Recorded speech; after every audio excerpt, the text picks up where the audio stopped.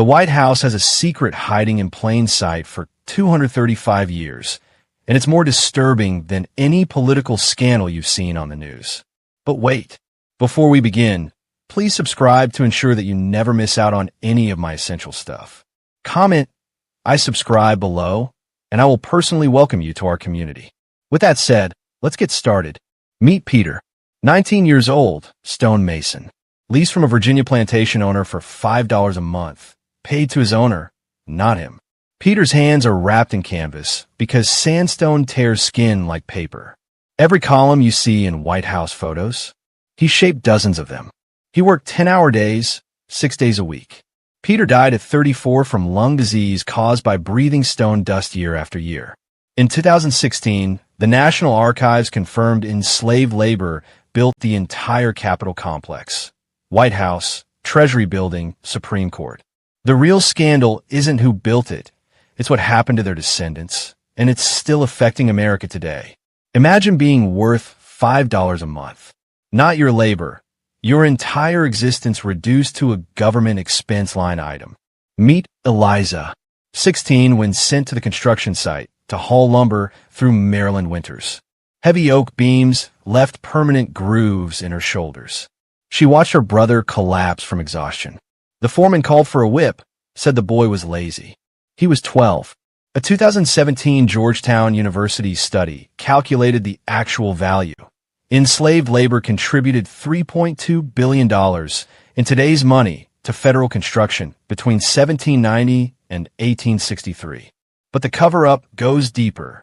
For 208 years, the federal government kept no record of their names. Intentionally. Think about that. Your entire family tree erased. Generations of people just gone from the record. But one person kept a record. Moses, an Irish stonemason, a paid worker. He kept a diary. The colored men work twice as hard for no pay, while I earn $1.25 a day.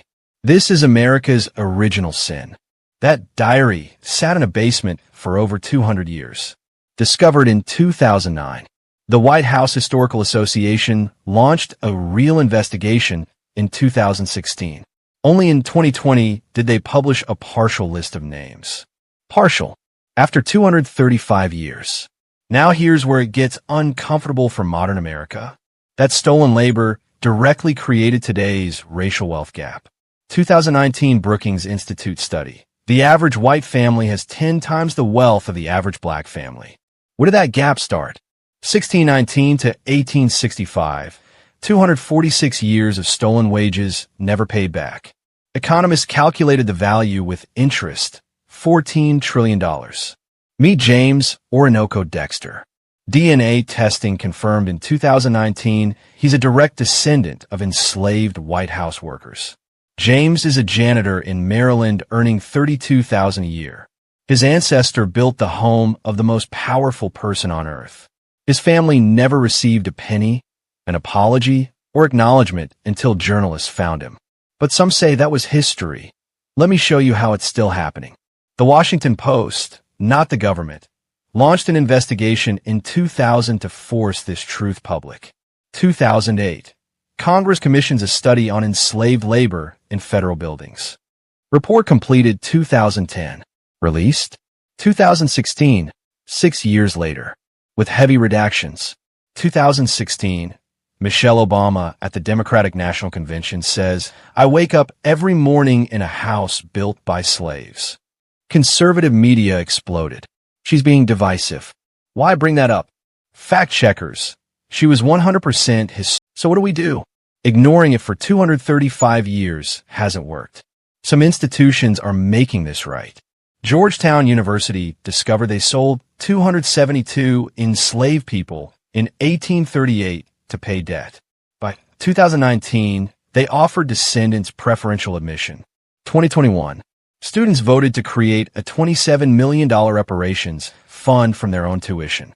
Princeton Theological Seminary, $27 million for descendants. Virginia Theological Seminary, traced descendants, issued apologies, created scholarships. Visit whitehousehistory.org/slavery. They now have an interactive database of recovered names and stories. But here's the question America won't answer. If a building represents democracy and freedom, but was built through the ultimate denial of freedom, does that matter?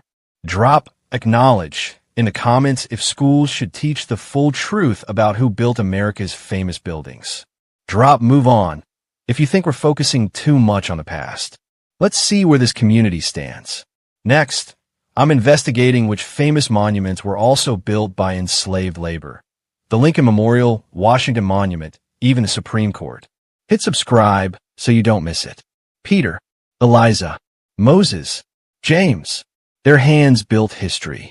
Let's not let history forget their names.